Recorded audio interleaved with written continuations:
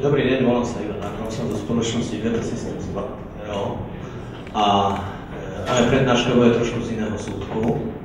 Spoločnosť Data Systems 2.0 vyrába software, takže môj pohľad bude z pohľadu počítačového, alebo z počítača, alebo z pohľadu IT. Naše zameranie nebolo celkom na automotív, na hromadnú výrobu. Software, ktorý teraz sa ponúka, nie je celkom určený pre túto hromadnú a linkovú výrobu, ale z minulých prednášok, ktoré tu boli, som sa poučil, že proces inovácií a ladenia tých technologických procesov, nekonečné kolo, ako sme hovorili, trvá pomerne dlho a zaberá pomerne veľa času. Aj tie prínosy sú v podmienkach hromadnej výroby veľmi veľké. No a ja sa tak teraz začnem pýtať také pekné veci, že úlohy TPV, čo to vlastne je tá TPV dokumentácia, alebo technická dokumentácia, pre koho je určená, kto ju potrebuje, kto ju tvorí a najmä koľko času a prostriedkov vyžaduje. Tak čo je v našom ponímaní TPV, technická dokumentácia? Tak my sme si to tak nejak rozčlenili z pohľadu IT. Tak sú to nejaké výkresy, sú to nejaké položky, sú to nejaké úzovníky, sú to nejaké postupy, sú to nejaké vstupy, výstupy pre tú technológiu, sú to technologické predpisy pre skúšky zvary a tak ďalej, sú to meracie a kontrolné predpisy, čo sa má vlastne robiť. Sú to samozrejme modely CAD, už počítačov, sú to technické predpisy konštrukcie, kde konštrukcia povie, čo sa má a čo sa nemá. Tam bol typický príklad cementovať na hĺbku 4. Iné technické špecifikácie, to sú požiadavky zákazníka. Čo vlastne chce a aké parametre má výrobok splňovať. Sú to technické špecifikácie našich výrobkov, čiže to, čo ide na fabriky von. Takéto má technické špecifikácie, katalógy. Ďalej servisné predpisy. No a možno projekty alebo harmonogramy prác. A možno ešte nejaké rozpočty prehľady nákladov. Tieto dve posledné sa robia v tzv. Projektovej fabrike, kde sa robí nejaký veľký investičný celok.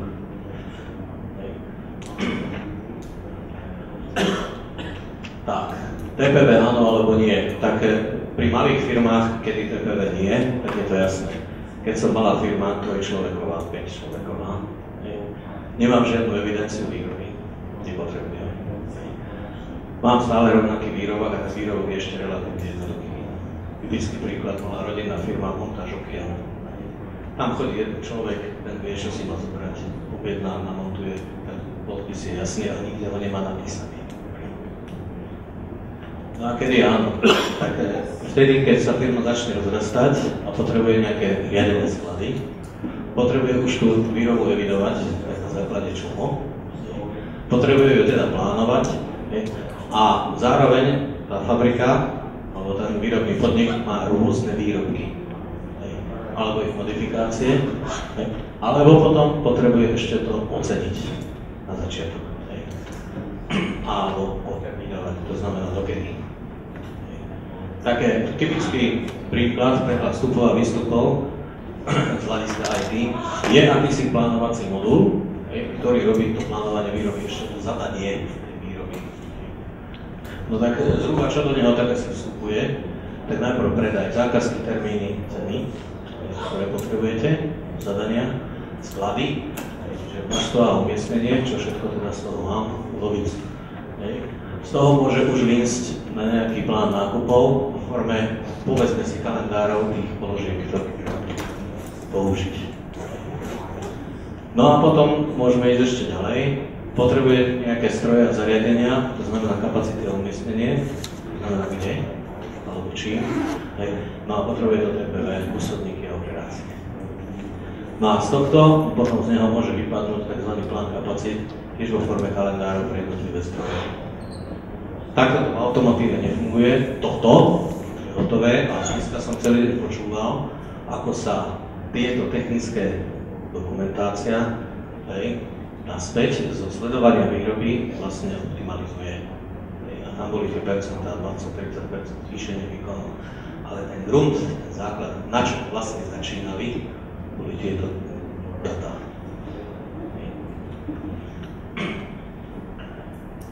No, stretli sme sa aj v praxi, kde sme nasadzovali nejaký informačný systém, že oni kúpili tento plánovací modul. Môžem ešte povedať tak, že v hromadnej výrobe, alebo v linkovej výrobe, ktoré máte, všetky tie vľavo, tie vstupy, sú relatívne štandardné a konštantné. Ten postup, tá linka má stále 28 standov a má svoj takt. Tie kusovníky sú približne rovnaké, tie autá sú na 80% stále tie isté.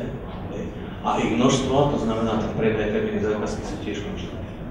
Bohužiaľ vo firmách iného typu toto nie je konštanta ani jedno.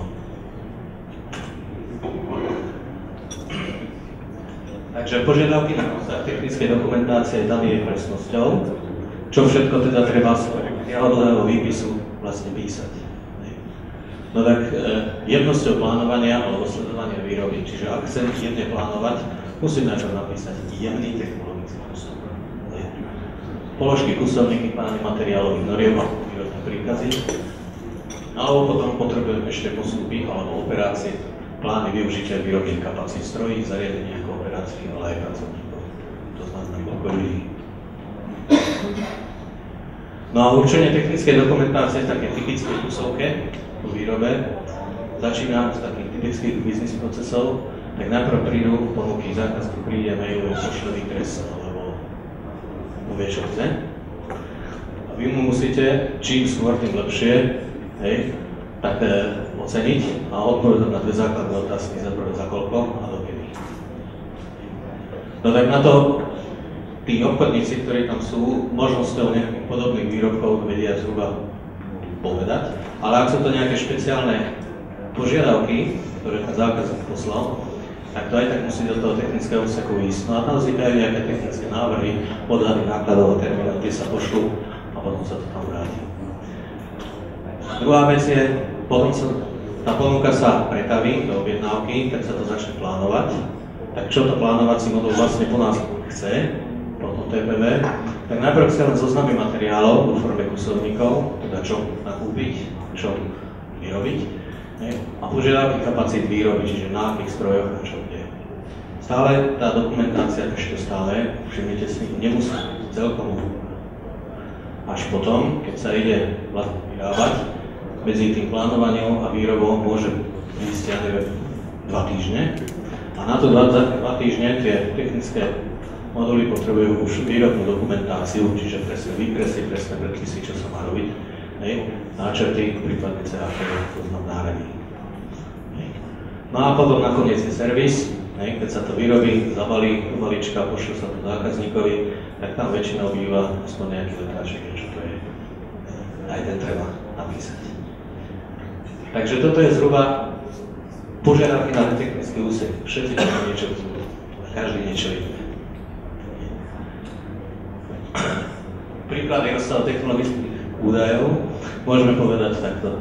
Buď externá montáž u zákazníka, no tak tam nebudem riešiť TPV nejakú vec. Poviem, výborne, zoberte kusovník a nahradite, začal so sebou, naložte to do dodávky, choďte vy, partia zákazníkovia, za 3 dní to namontujte, bodka. Treba niečo viac? No, pri kusovej výrobe už potrebujeme nejaké zdroje, teda na nejaký zdroje to nastaviť, a potrebujeme tie časy. No a teraz začínajú byť problémy. Tak koľko? 12, 15? No nevieme. Overovacie série nie sú. Tu som počul o tých veciach, ktoré optimalizovali layouty a podobne tie modelovacie systémy tých výrobných liniek a výsledky tých vecí aj tak zapisovali kam? Do technologických postupov. Tam na tie časy. No a potom je tzv. Detailne plánovaná výroba a tam potrebujete tie systémy APS ako tieto modelovacie, tak tie pre svoju modelovačku potrebujú takéto časy, prípravný, kusový, dávkový, čas prepravy, čas prekrytia, ukončovací, technologický a tak ďalej. V prípade hromadnej výroby to viete dodať. V prípade kusovej systémom design to order napríklad, to znamená navrhni, naplánuj, vyrob, vyexpeduj a zabudni. Tak tam takéto. Kto to tam bude plniť? No a ako to vlastne v malých firmách je, prvý deň, alebo prvá branža podnikov sú malé podniky a tam ešte na to by sa povedalo, že nikto. Sú podniky, kde nemajú technické dokumentácie, garáže. Potom sú to malé podniky, no tam to robí jeden človek, ten je taký behaný, upotený, ja tam vždy pozerá nové ponuky po večeroch, počíta nejako, posiela to naspäť. A keď sa to urobí, čím je vybavený, tak kalkulačkou Excel, prípadne nejaký špecializovaný software mali na desktope. Pre stredné podniky už to teda ten manažer nestíha, tak si vytvorí oddelenie, väčšinou o 5 ľuďoch. Nejaký obchodník, potom nejaký konštruktor na posudok, technológ, pomočka výrobar, ktorý lieta medzi výrobou a naozaj svoje kancelárie, kde plní tieto dáta.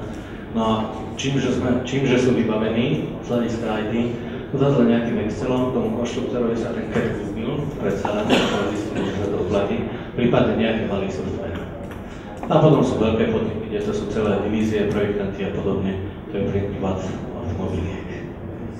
Tam teraz som videl z Volkswagenu, koľko ľudí to pracovalo na tej optimalizácii, to bolo aj auto. Otázka je, kto ich platí a z čoho. Ďalšia otázka, takisto.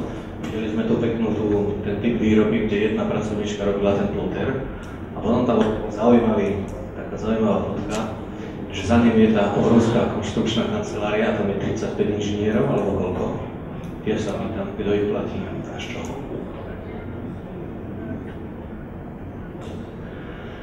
Takže, aké sú vlastne požiadavky na tú technickú dokumentáciu a ako sa dá povedať, že či je to kvalitná alebo už.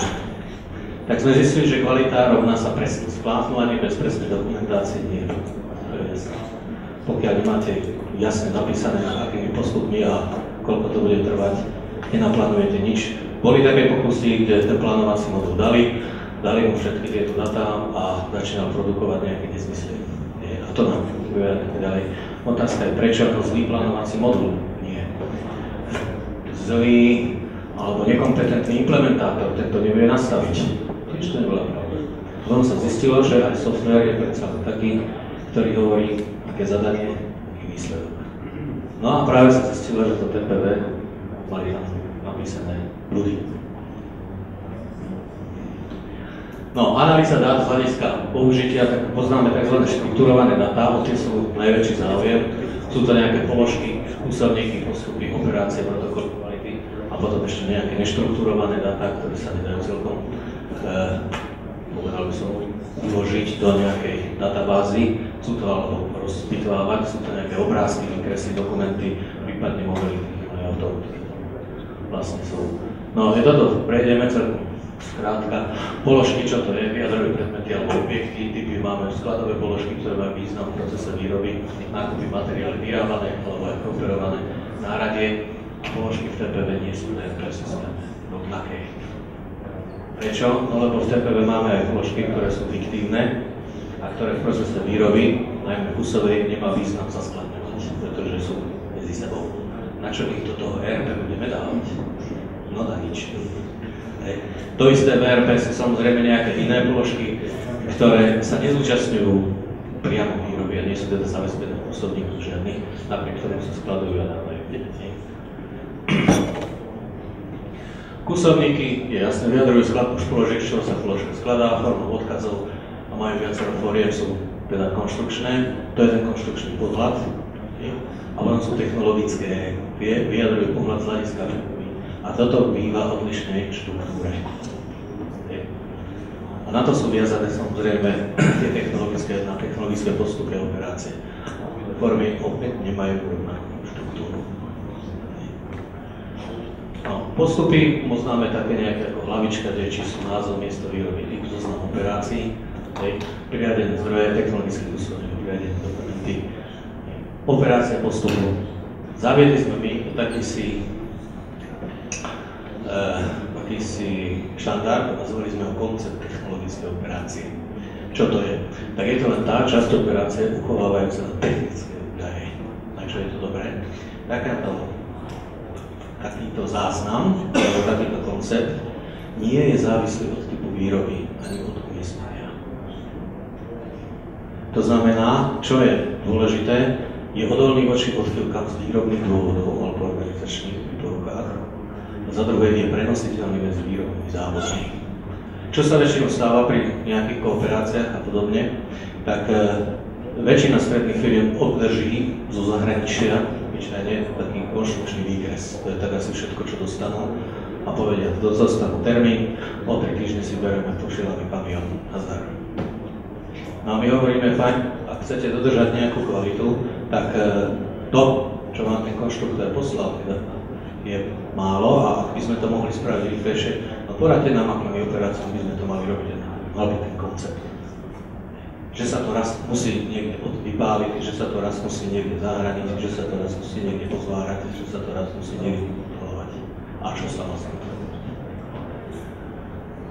No, technologický úsobník je v podstate podobný ako konštrukčný, ale poskytuje tzv. Komplexný prehľad technologických operácií a štruktúry. No a v čom bol problém vždy v plánovaní alebo v procese plánovania, boli tzv. Definície zdrojov, my sme dospeli k nejakej novej štruktúre definície zdrojov. Tak ako to vyzeralo doteraz? Čo to je zdroje? Tak sú to v podstate pracoviská a kapacity, kde sa klasicky majú nejakých číselníkoch, ktoré sa pojavilo v čom. Máte podnikové útvary, potom strediska, pracoviska. Tu môžem povedať na veľké nešťastie, ja si ešte pamätám, čas existoval na Československu takzvaný jednotný číselník pracovisk, bývalý Kazimok, tí, čo postarší, tak to poznajú. Tak to, keď sme ukázali niekde tento číselník, tak s klasifikami a povedali, Ježišmarja, keby sme my taký číselník mali, lebo tento číselník jasne určoval technologické označenie zdroja a schopnosti tej mašiny, ktorá tam bola. A prenositeľnosť takto medzi zdrojmi bola úplne jednoduchá. No a čo tam ešte môžeme my dať? Sú tam ešte akési tarifné režie alebo kooperačné dáta. Problém bol, že keď sa tu niečo zmenilo, strediska alebo pracoviska pri zmenách tých výrob, to bolo časté, tak akákoľvek zmena tohto tu, čo som vymenoval vyššie, vyvolávala zmenu technologickej operácie. Práca navyše. Ja sa potom pýtam, či je zmena strediska, napríklad technologická zmena, to sú také čertovské otázky. Čo to má s technológiou spoločné?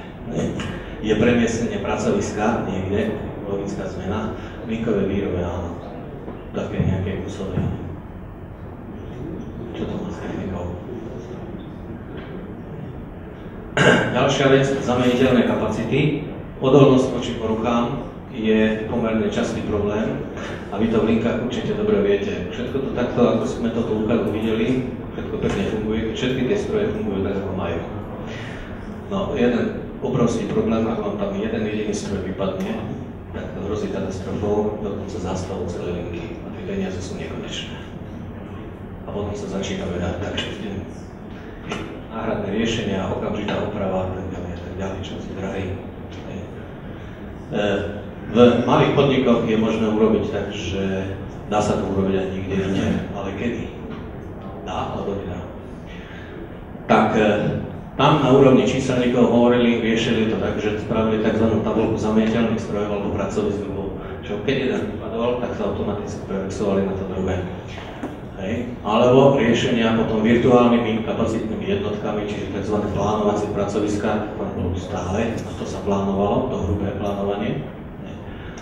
A plánovalo sa teda na virtuálne jednotky a jednotlivé rozdelenie na tie stroje bolo na dispečerskej úrovni, čiže každý deň na začiatku smenu prišiel majster, povedal, toto je zásobník práce, ty budeš robiť na tom, ty budeš robiť na tom, ty budeš robiť na tom, ďalej. No ale sledovanie výroby bolo tiež takým nejakým spôsobom aj dané a robilo to problémy. No a my sme potom povedali, že čo keby sme tieto zdroje spolu spojili s organizačnou schémou a zaviedli tzv. Hierarchiu. V našom ponímaní sú zdroje zhrnutie všetkých organizačných a kapacitných jednotiek do jednotného číselníka, ktoré použije zjednodušenú prácu a zavedenie hierarchických štruktúr, to znamená možnosti plnou súhrnných prehľadov rôznych, zamedzenie zmien v operáciách, rozšírenie možnosti plánovania na iné a možnosti automatickej zámeny zdrojov bez možnosti zmeny operácie. No a samozrejme, vedeli sme časové platnosti boli modelom. Tak ako to vlastne u nás zhruba môže vyzerať, vyzerá to takto nejako. Na začiatku čierne podnik, tam sú potom jednotlivé závody a ja som toto vpravo namaloval na schvál aj technický úsek, čiže tú organizáciu práce práve tých inžinierov. A vidíte, že tu je taká pomerne pekná taká zhoda, dopriem rovnakosť. Hej. Ten útvar alebo závod mal nejaké obrobné alebo stredisko, tie mali nejaké sústroje karosely, toto sú tie virtuálne, takzvané tie virtuálne kapacitné jednotky. A dolu potom toto môžete vlastne rozpýtávať ďalej, ale aj sústružníci alebo nejaké profesie. Čiže sústroje a tu nejaká SN40, SN50, NC sústroje a tak ďalej. A ten strom reťazec sa môže ďalej. Čo vtip je v tom, že pokiaľ označíte v číselníku všetky tieto typy, tak tá technologická operácia ako požiadavok na zdroj môže ukazovať na ktorýkoľvek z týchto žltých a modrých vecí. O tom, či to je alebo nie je, možno rozhoduje práve ten technológ. Napríklad na výrobu nejakého krátkeho, keď sme pri strojoch nejakej krátkej gulatinky malej, môže povedať to, že táto gulatinka sa dá vyrobiť na tomto sústruhu. Stačí. Keď mám niečo dlhé, tak to už musí byť na tej 1500 na tomto. No, čo mi vtip? Požiadavka teda z tej technologickej operácie vtedy smeruje na pracovisko alebo stroj podľa technických požiadavok. Požiadavka smeruje na profesiu, tarif alebo aj na konkrétneho človeka, pokiaľ to potrebujú. Určenie takéhoto stroja automaticky určuje umiestnenie v tej hierarchii, to znamená, kde som. A každý stroj a skupina pracovisk umiestnených nižšie v hierarchii je automaticky zameniteľný. A tým sa dáva o jednu dimenziu viac plánovaciemu procesu, ktorý môže optimalizovať kapacity na zameniteľné zdroje online, bez zmeny technickej dokumentácie. Takisto premiestnenie toho pracoviska zdroja, na ktoré boli naviazané tie technologické operácie niekde inde, neznamená zmenu tej technológie. To proste jedno nie je. No a zmeny úplne hore v organizačnej štruktúre nespôsobujú žiadne zmeny v technickej dokumentácii. Prečo sa toto vlastne začalo? No začalo sa to, že my sme tak sledovali tých ľudí z tých technických úsekov, najmä tých výrobných technológov, čo teraz si robia v svojich 8 hodín. No a raz sme zistili, že takmer 20 až 30% času obsluhujú odchýlky technickej dokumentácie vzniknuté z týchto poloh. To je dosť energie. Druhá vec, ktoré boli zámena položiek na úrovni kusovníkov pri náhrade materiálov. To je tiež jedna krásna oblasť. Proste dodávateľ vybuchol, nebude. Pozrite hore, bol fajn, tento materiál nastupuje do 50 ďalších detailov. Tak poď do konštrukcie a povedz, choď tých 50 vezieb a ručne prekontroluj, či môžeš zameniť za nejaký iný. Koľko je to času? Čo vyprodukovali tí technici za tento čas? Nič. Tak ešte k tým zdrojom dôsledkom, zameniteľné stroje a kapacity. No a samozrejme radikálne zníženie potrieb zmien v technológii vyvolaných organizačnými zmenami. Tí ľudia na tých technických úsekoch sa môžu venovať optimalizačným procesom, nie sú vyrušovaní poruchami z výroby. No a samozrejme môžeme spraviť ich možnosť klasického prístupu, čiže tú hierarchiu ignorujeme a pôjdeme tak, ako bolo postarané. No a možnosť plánovania aj ľudských zdrojov rovnakými pravidlami ako kapacít. Tam je to možno ešte vypuklejšie. Jano mi prišiel do práce, čo teraz? A tak ďalej. Čo je na začiatku potrebné, to je zase také mínus, je povedať si nutnosť precízne a prezierať určiť tú hierarchiu, že čo teda budem. A rozvoj tej hierarchie je určený potrebami, čiže kde ja identifikujem úzke miesto v tej výrobe, tak tam si teda potrpím a natiahnem tú stromovú štruktúru až na tie výrobné stroje a linky. A skúsim to tam stanovať, čo sa tam deje. To znamená, že nie každý útvar musí na tú hierarchiu spísať. Záleží od toho. No, ďalšia vec organizácie v TPV, tak ako sa organizuje, tak hlavný nástroj bol tzv. Workflow. Tí ľudia vlastne pracovali v tímoch, ale na čo majú pracovať a ako to zorganizovať vlastne. To bolo jedno pomerne z bielých miest tých stredných podnikov. Tak workflow, čo to je u nás? Kontrola toku informácií, na čo to je workflow, komu.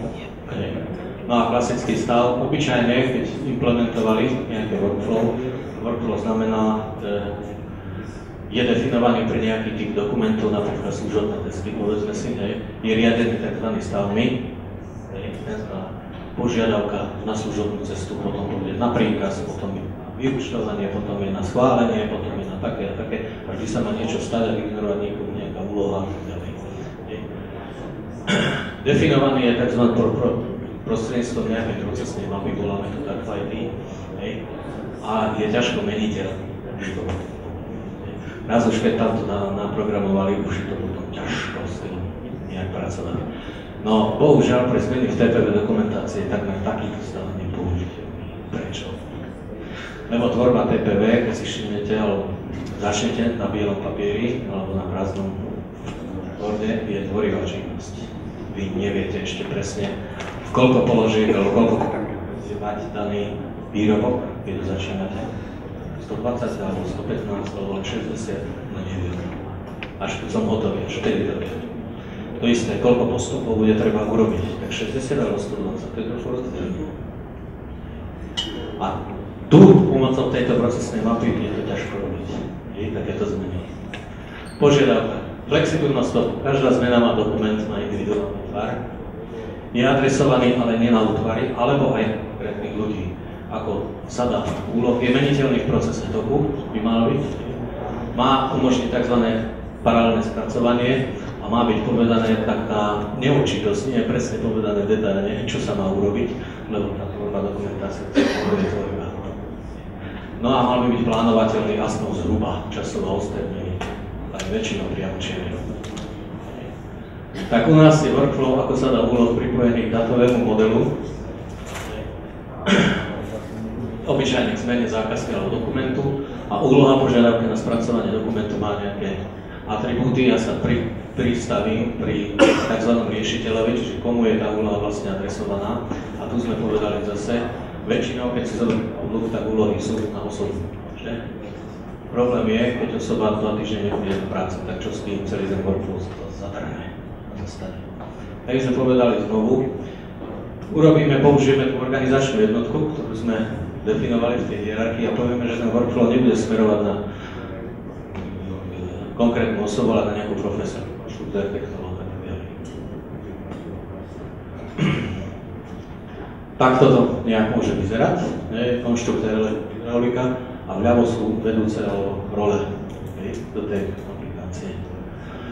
No a prepojenie na útvary je tzv. Fiktívna skupina, kde je použitá ako riešiteľ.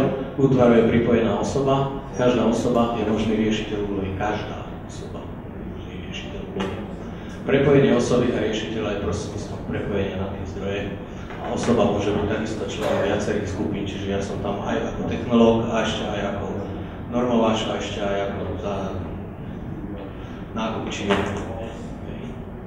No a možnosť zastupiteľnosti. Dôsledok, odolnosť voči zmenám osôb, ten workflow nie je treba meniť, ak niekto odíde, alebo sa preskupí na iný útvar. Jeho úlohy sa automaticky dané na ostatných členov týmu. A on, ako náhle sa stane členom toho druhého týmu, automaticky, bez zásahu workflow, má úlohy pridelené. Hneď. No a samozrejme, skúšali sme možnosť počítania kapacity a nákladov na tieto úlohy. Tam sme zistili trošku podobné s technologickým postupom a skúsili sme to dať na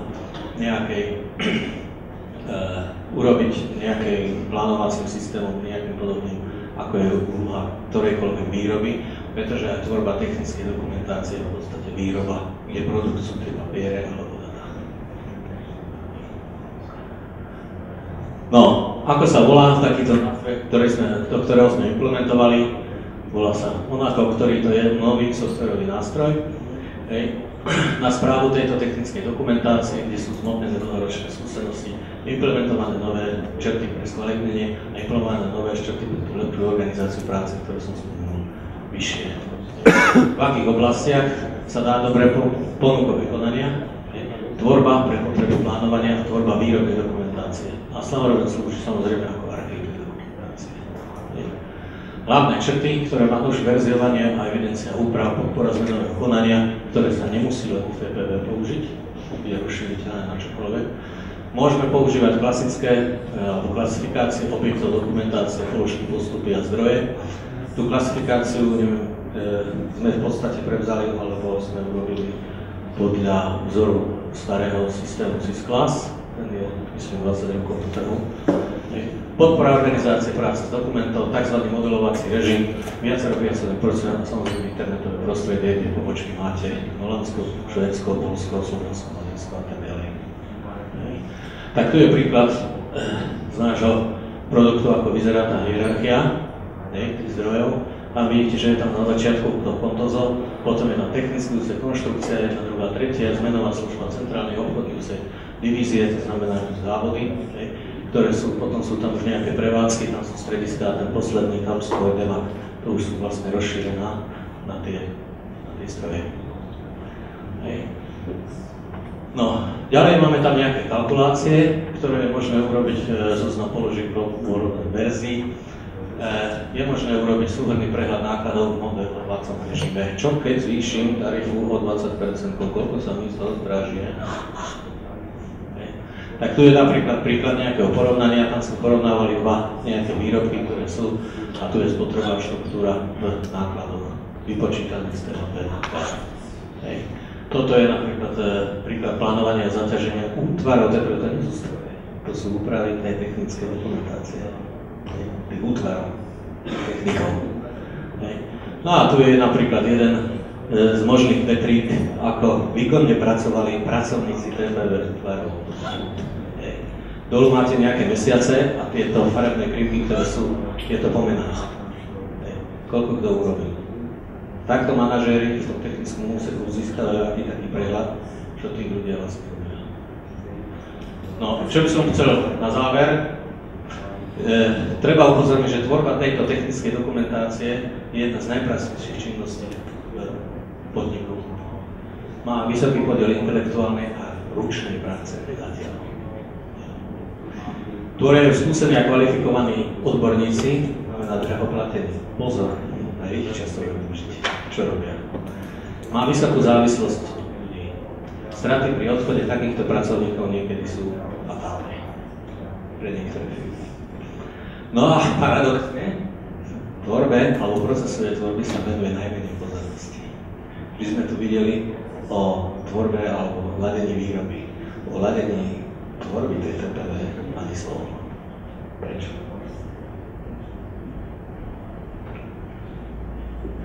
No, ďalšie veci, ktoré, to je myslím posledný slide, definujte tú technickú dokumentáciu len tam, kde to má význam. Predtým sme sa aj tak, že to detálne písali, mlátili to do toho ako najatí a zistili, že je to vlastne samoučelné.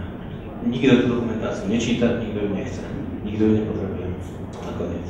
Takže tam je treba pozor na to. Hej. Tak ako my tu máme vlastne možnosti technologických postupov, no čo je treba, tak to tam napíšte, nie vždyš. No a miesto pre zlepšenie, no tak máte dve cesty, hej. Pokiaľ ste zistili, že to vaši traja uponáhľaní si vlastne nezvládajú tú firmu ťahať, a navyše až niekto umre, alebo nedaj Bože, ja neviem, ochorie, hej, tak môžete zvýšiť pracovníkov z toho úseku. Sú známe vzorce, že výkonnosť týmu je druhá umocnina z jeho počtu. Čiže ak zvýšite počet z 8 na 9, tak možno 10% získate na výkone.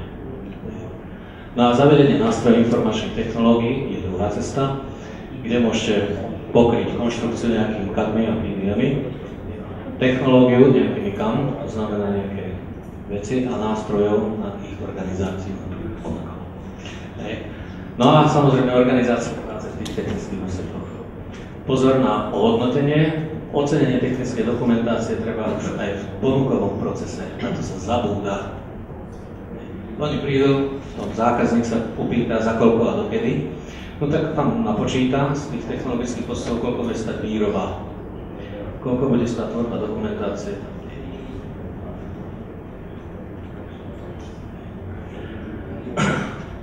No a samozrejme treba rezervovať dostatočný čas aj v tých termínoch na jej tvorbu. Potom vznikajú také, že chodia tí technológovia po sobotách, ale vývoj 10 hodín denne. No a niekedy investície do nástrojov tvorby tých TPV, alebo investíciou sa získajú mnoho väčšie prínosy v zvýšení produktivity tej firmy ako v ktoromkoľvek inom procese. Snáď jedine zavedenie Kenovu malo taký rapidný dosah zvýšení. Ďakujem za pozornosť.